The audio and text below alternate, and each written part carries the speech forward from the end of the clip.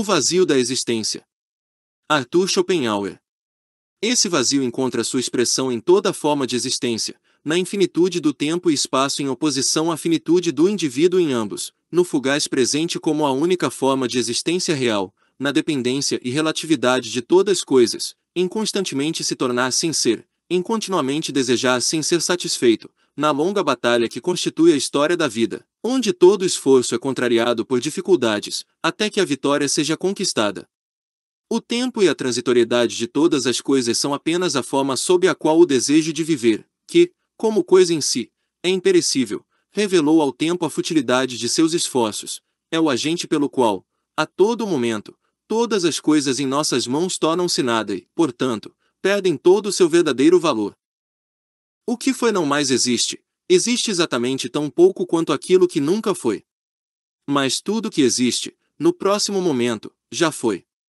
Consequentemente, algo pertencente ao presente, independentemente de quão fútil possa ser, é superior a algo importante pertencente ao passado, isso porque o primeiro é uma realidade, e está para o último como algo está para nada. Um homem, para seu assombro, repentinamente torna-se consciente de sua existência após um estado de não existência de muitos milhares de anos, vive por um breve período e então, novamente, retorna a um estado de não existência por um tempo igualmente longo. Isso não pode ser verdade, diz ao seu coração, e mesmo as mentes rudes, após ponderarem sobre o assunto, devem sentir algum tipo de pressentimento de que o tempo é algo ideal em sua natureza. Essa idealidade do tempo, juntamente com a do espaço, é a chave para qualquer sistema metafísico verdadeiro, pois proporciona uma ordem de coisas distinta da que pode ser encontrada no domínio da natureza. Por essa razão Kant é tão grandioso. De cada evento em nossa vida, é apenas por um momento que podemos dizer que este é, após isso devemos dizer para sempre que este foi. Cada noite nos empobrece, dia a dia. Provavelmente nos deixaria irritados ver este curto espaço de tempo esvaecendo, se não fossemos secretamente conscientes, nas maiores profundezas de nosso ser, de que compartilhamos do inexaurível manancial da eternidade, e de que nele podemos sempre ter a vida renovada. Reflexões com a natureza das acima podem, de fato, nos levar a estabelecer a crença de que gozar o presente e fazer disso o propósito da vida é a maior sabedoria, visto que somente o presente é real, todo o mais é representação do pensamento. Mas tal propósito poderia também ser denominado a maior tolice, pois aquilo que, no próximo instante, não mais existe e desaparece completamente como um sonho, jamais poderá merecer um esforço sério. Toda a nossa existência é fundamentada tão somente no presente, no fugaz presente. Deste modo, tem de tomar a forma de um constante movimento, sem que jamais haja qualquer possibilidade de se encontrar o descanso pelo qual estamos sempre lutando. É o mesmo que um homem correndo ladeira abaixo, cairia se tentasse parar, e apenas continuando a correr consegue manter-se sobre suas pernas, como um polo equilibrado na ponta do dedo, ou como um planeta, o qual cairia no Sol se cessasse com seu percurso.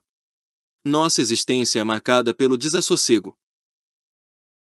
Num mundo como este, onde nada é estável e nada perdura, mas é arremessado em um incansável turbilhão de mudanças, onde tudo se apressa, voa, e mantém-se em equilíbrio avançando e movendo-se continuamente, como um acrobata em uma corda, em tal mundo, a felicidade é inconcebível.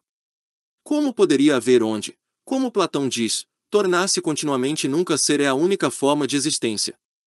Primeiramente, nenhum homem é feliz, luta sua vida toda em busca de uma felicidade imaginária, a qual raramente alcança, e, quando alcança, é apenas para sua desilusão, e, via de regra, no fim, é um náufrago, chegando ao porto com mastros e velas faltando. Então dá no mesmo se foi feliz ou infeliz, pois sua vida nunca foi mais que um presente sempre passageiro, que agora já acabou. Ao mesmo tempo, é algo surpreendente que, tanto no mundo de seres humanos quanto no dos animais em geral, essa variada e incansável moção é produzida e mantida por meio de dois simples impulsos, fome e o instinto sexual, ajudados talvez por um pouco de tédio, mas nada mais, e estes, no teatro da vida, têm o poder de constituir o primum mobile de uma maquinaria tão complexa, colocando em movimento cenas tão estranhas e variadas. Analisando os pormenores, constatamos que a matéria inorgânica apresenta um constante conflito entre forças químicas, as quais por vezes promovem a dissolução, por outro lado, a existência orgânica somente é possível através de uma contínua substituição de matéria, e não pode subsistir se não dispuser de uma eterna ajuda exterior. Portanto, a vida orgânica é como o balançar de um polo na mão, deve ser mantida em constante movimento e ter constante suprimento de matéria, da qual necessita continuamente e eternamente. Apesar disso, é apenas através da vida orgânica que a consciência é possível. Este é o reino da existência finita, e seu oposto seria uma existência infinita, a qual não está exposta a ataques externos nem precisa de ajuda exterior. Grego, aeios autos on, o reino da paz eterna. Grego, outigignomeno, outiapolimeno, sem mudanças, sem tempo, sem diversidade, o conhecimento negativo do que constitui a nota fundamental da filosofia platônica. A renúncia da vontade de viver revela o caminho a um tipo de estado como esse.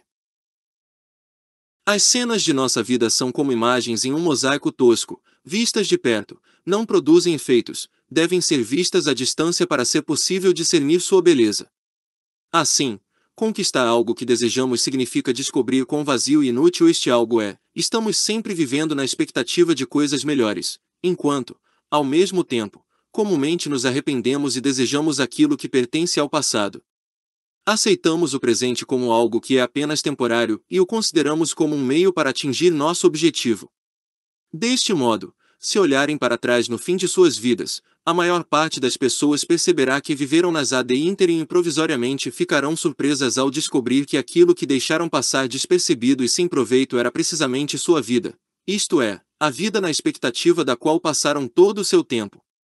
Então se pode dizer que o homem, via de regra, é enganado pela esperança até dançar nos braços da morte. Novamente, a insaciabilidade de cada vontade individual, toda vez que é satisfeita um novo desejo é engendrado, e não há fim para seus desejos eternamente insaciáveis. Isso acontece porque a vontade, tomada em si mesma, é a soberana de todos os mundos, como tudo lhe pertence, não se satisfaz com uma parcela de qualquer coisa, mas apenas como o todo, o qual, entretanto, é infinito. Devemos elevar nossa compaixão quando consideramos quão minúscula a vontade, essa soberana do mundo, torna-se quando toma a forma de um indivíduo, normalmente apenas o que basta para manter o corpo. Por isso o homem é tão miserável. Na presente época, que é intelectualmente impotente e notável por sua veneração daquilo que é ruim em todas as formas, um estado de coisas que é bastante condizente com a palavra cunhada Jetztzeit tempo presente, tão pretensiosa quanto é cacofônica, os panteístas atrevem-se a dizer que a vida é, como dizem, um fim em si. Se nossa existência neste mundo fosse um fim em si, seria a mais absurda finalidade jamais determinada, mesmo nós próprios ou qualquer outro poderia tê-la imaginado. A vida apresenta-se principalmente como uma tarefa, isto é, de subsistir de gagner savia para ganhar a vida. Se for cumprida, a vida torna-se um fardo, e então vem a segunda tarefa de fazer algo com aquilo que foi conquistado, a fim de espantar o tédio, que, como uma ave de rapina, paira sobre nós, pronto para atacar sempre que vê a vida livre da necessidade. A primeira tarefa é conquistar algo, a segunda é banir o sentimento de que algo foi conquistado, do contrário torna-se um fardo. Está suficientemente claro que a vida humana deve ser algum tipo de erro, com base no fato de que o homem é uma combinação de necessidades difíceis de satisfazer. Ademais, se for satisfeito, tudo que obtém um estado de ausência de dor, no qual nada resta senão seu abandono ao tédio. Essa é uma prova precisa de que a existência em si mesma não tem valor, visto que o tédio é meramente o sentimento do vazio da existência. Se, por exemplo, a vida, o desejo pelo qual se constitui nosso ser, possuísse qualquer valor real e positivo, o tédio não existiria. A própria existência em si nos satisfaria, e não desejaríamos nada. Mas nossa existência não é uma coisa agradável a não ser que estejamos em busca de algo, então a distância e os obstáculos a serem superados representam nossa meta como algo que nos satisfará, uma ilusão que desvanece assim que o objetivo é atingido, ou quando estamos engajados em algo que é de natureza puramente intelectual, quando nos distanciamos do mundo a fim de podermos observá-lo pelo lado de fora, como espectadores de um teatro. Mesmo o prazer sensual em si não significa nada além de um esforço contínuo, o qual cessa tão logo quanto seu objetivo é alcançado. Sempre que não estivermos ocupados em algum desses modos, mas jogados na existência em si, nos confrontamos com seu vazio e futilidade, E isso é o que denominamos tédio. O inato e inextirpável anseio pelo que é incomum demonstra quão gratos somos pela interrupção do tedioso curso natural das coisas. Mesmo a pompa e o esplendor dos ricos em seus castelos imponentes, no fundo, não passam de uma tentativa fútil de escapar da essência existencial, a miséria. O fato de que a mais perfeita manifestação da vontade de viver, o organismo humano, com a sua sutil e complexa maquinaria, deve decair e finalmente render todos os seus esforços à extinção, esse é o simples meio pelo qual a natureza, invariavelmente verdadeira e sincera, declara todo o esforço da vontade, em sua própria essência, como estéril e inútil. Se tivesse algum valor em si, algo incondicionado e absoluto, seu fim não seria a inexistência. Esta é a nota dominante da bela música de Goethe. No alto da velha torre fica o herói de mente nobre. Rock auf den alten Turm steht der Zelden edler Geist. O homem é apenas um fenômeno, não a coisa em si, digo, o homem não é grego, ontos e isso se comprova pelo fato de que a morte é uma necessidade. E quão diferente o começo de nossas vidas é do seu fim. O primeiro é feito de ilusões de esperança e divertimento sensual, enquanto o último é perseguido pela decadência corporal e odor de morte. O caminho que divide ambas, no que concerne nosso bem-estar e deleite da vida, é a bancarrota, os sonhos da infância, os prazeres da juventude, os problemas da meia-idade, a enfermidade e miséria frequente da velhice, as agonias de nossa última enfermidade, finalmente, a luta com a morte. Tudo isso não faz parecer que a existência é um erro cujas consequências estão se tornando gradualmente mais e mais óbvias. Seria sábio considerar a vida como um desengano, uma ilusão, que tudo está organizado nesse sentido, isso está suficientemente claro. É apenas no microscópio que nossa vida parece grandiosa. É um ponto indivisível, captado e ampliado pelas poderosas lentes do tempo e do espaço. Tempo é um elemento em nosso cérebro que, por meio da duração, cria uma semelhança de realidade na existência absolutamente vazia das coisas e de nós mesmos. Quanta tolice há num homem que se arrepende e lamenta por não ter aproveitado oportunidades passadas, as quais poderiam ter-lhe assegurado esta ou aquela felicidade ou prazer. O que resta desses agora? Apenas o fantasma de uma lembrança. E é o mesmo com tudo aquilo que faz parte de nossa sorte. De modo que a forma do tempo, em si, e tudo quanto é baseado nisso, é um modo claro de provar a nós a vacuidade de todos os deleites terrenos. Nossa existência, assim como a de todos os animais, não é duradoura, mas apenas temporária, meramente uma existentia fluxa, que pode ser comparada a um moinho no qual há constante mudança. É verdade que a forma do corpo dura por um tempo, mas apenas sob a condição de que a matéria esteja sempre mudando, de que a velha matéria seja descartada e uma nova seja incorporada. É o principal empenho de todas as formas viventes assegurar um constante suprimento de matéria aproveitável.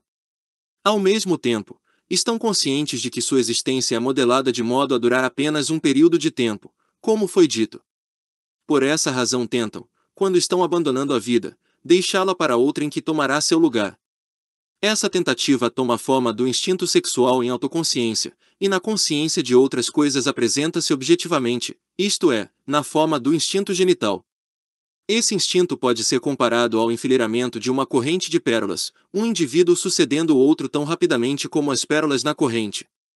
Se nós, em imaginação, acelerarmos essa sucessão, veremos que a matéria está mudando constantemente em toda a fileira assim como está mudando em cada pérola, enquanto retém a mesma forma. Percebemos então que temos apenas uma quasi-existência. Que são somente as ideias que existem e criaturas sombra daquilo que lhes corresponde, isso é a base dos ensinamentos de Platão.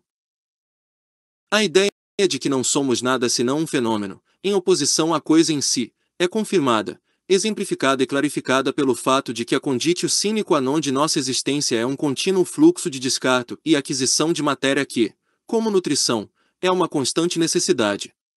De modo que nos assemelhamos a fenômenos como fumaça, fogo ou um jato de água, todos os quais desvanecem ou cessam diretamente se não houver suprimento de matéria. Pode ser dito, então, que a vontade de viver apresenta-se na forma de um fenômeno puro que termina em nada. Esse nada, entretanto, juntamente com o fenômeno, permanece dentro do limite da vontade de viver e são baseados nesse. Admito que isso é um pouco obscuro. Se tentarmos obter uma perspectiva geral da humanidade num relance, constataremos que em todo lugar há uma constante e grandiosa luta pela vida e existência, que as forças mentais e físicas são exploradas ao limite, que há ameaças, perigos e aflições de todo gênero. Considerando o preço pago por isto tudo, existência e a própria vida, veremos que houve um intervalo quando a existência era livre de sofrimento, um intervalo que, entretanto, foi imediatamente sucedido pelo tédio, o qual, por sua vez, foi rapidamente sucedido por novos anseios. O tédio ser imediatamente sucedido por novos anseios é um fato também verdadeiro à mais sábia ordem de animais, pois a vida não tem valor verdadeiro e genuíno em si mesma, mas é mantida em movimento por meio de meras necessidades e ilusões. Tão logo quanto não houver necessidades e ilusões, tornamo-nos conscientes da absoluta futilidade e vacuidade da existência. Se deixarmos de contemplar o curso mundo como um todo e, em particular, a efêmera e cômica existência de homens enquanto sucedem um ao outro rapidamente para observar a vida em seus pequenos detalhes, quão ridícula é a visão! Impressiona-nos do mesmo modo como uma gota d'água, uma simples gota fervilhando de infusoria, é vista por um microscópio, ou um pedaço de queijo cheio de carunchos invisíveis a olho nu. Sua atividade e luta uns contra os outros em um espaço tão pequeno nos entretém grandemente. Acontece o mesmo no pequeno lapso da vida, uma grande e séria atividade produz um efeito irrisório. Nenhum homem jamais se sentiu perfeitamente feliz no presente, se acontecesse, isso o entorpeceria. Autor: Arthur Schopenhauer. Tradução: André Cancian. Fonte: The Emptiness of Existence.